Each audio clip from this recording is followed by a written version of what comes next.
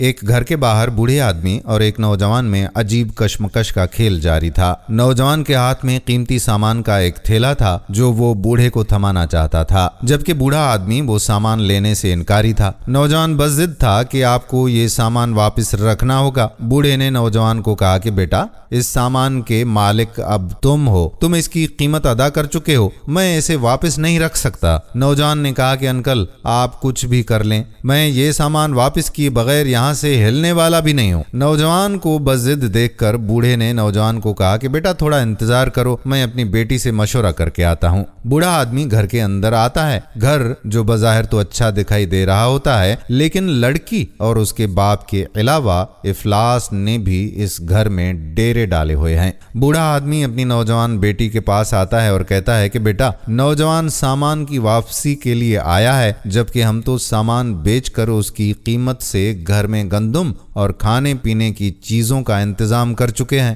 میری جیب تو اب بالکل بھی خالی ہے اور میرے پاس اس کو ادا کرنے کے لیے رقم نہیں ہے۔ بیٹی اپنے باپ کو دلاسا دیتے ہوئے کہتی ہے کہ ابا جان، آپ سامان لے آؤ اور نوجوان سے کہہ دو کہ کچھ دن تک ہم آپ کو اس سامان کی ادائیگی کر دیں گے۔ بوڑھا آدمی بیٹی سے کہتا ہے کہ بیٹا، پوری زندگی کی جمع پونجی سے تمہارے لیے جہیز کا یہ سامان بنایا ہوا تھا، دوبارہ اتنی رقم میں کہاں سے لاؤں گا؟ بیٹی باپ کا ہاتھ تھام کر کہتی ہے کہ ابا جان، اللہ پر بھروسہ رکھیں، وہ کوئی نہ کوئی راستہ بنا دے گا۔ بیٹی کی بات سن کر بوڑھا آدمی بوجھل قدموں کے ساتھ دروازے کی طرف آیا اور نوجوان سے سامان پکڑ لیا۔ سامان بوڑھے کو تھما کر نوجوان بغیر کچھ سنے تیزی سے واپس روانہ ہو گیا اور بوڑھے کی بات زبان پر ہی رہ گئی۔ بوڑھا سامان اٹھا کر اندر آیا اور بیٹی کو بتایا کہ نوجوان رقم واپسی کا تقاضا کیے بغیر ہی واپس پلٹ گیا۔ لڑکی سامان لے کر اندر آئی اور جیسے ہی اسے کھول کے دیکھا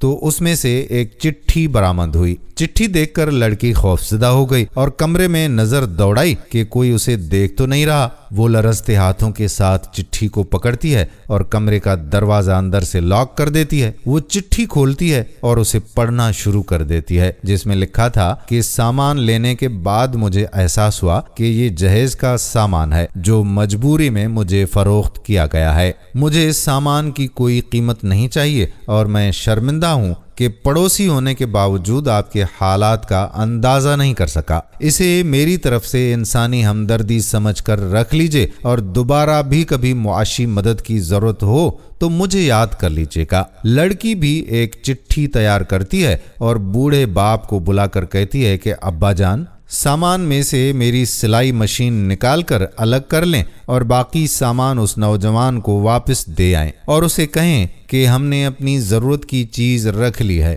بوڑھا اس نوجوان کے گھر گیا اور اسے سامان واپس کرتے ہوئے کہا کہ ہم نے اپنی ضرورت کی چیز اس میں سے رکھ لی ہے، باقی سامان آپ رکھ لیں۔ نوجوان حیرانگی کی کیفیت میں سامان لے کر اندر آیا تو اس میں سے ایک چٹھی برآمد ہوئی جس میں لکھا تھا کہ مدد ضرور چاہیے، لیکن ایسی مدد نہیں چاہیے جو ہماری خودداری کو روند ڈالے۔ اس سامان میں سے سلائی مشین میں نے رکھ لی ہے، اپنی محنت سے لوگوں کے کپڑے سلائی کر کے آپ کو اس سلائی مشین کی رقم ادا کر دی جائے گی، اور دوبارہ جب بھی کسی کی مدد کرو، بھیک دینے کی بجائے اسے اپنے پیروں پہ کھڑا کیجیے گا۔ نوجوان یہ پڑھ کر لڑکی کی خودداری سے بڑا متاثر ہوا اور اس کی خودداری کو داد دینے لگا۔ میرے پیارے دوستو، لوگوں کی مدد کرنا ہم سب کا فرض بنتا ہے، لیکن مدد اس طرح سے کی جائے کہ کسی پر آنچ نہ آئے۔ بھیک دینے سے بہتر ہے کہ لوگوں کو اپنے پاؤں پر کھڑا کیا جائے۔ بھیک میں دی گئی رقم غریب کو 1-2 ٹائم کا کھانا مہیا کر سکتی ہے،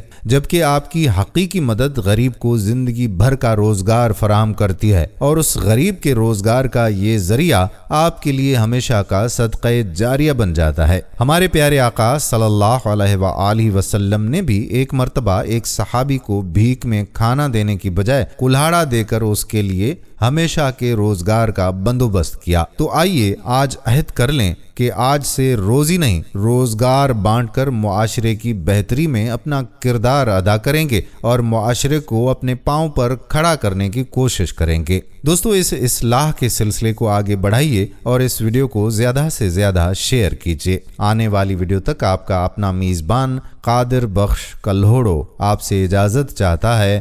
اللہ حافظ۔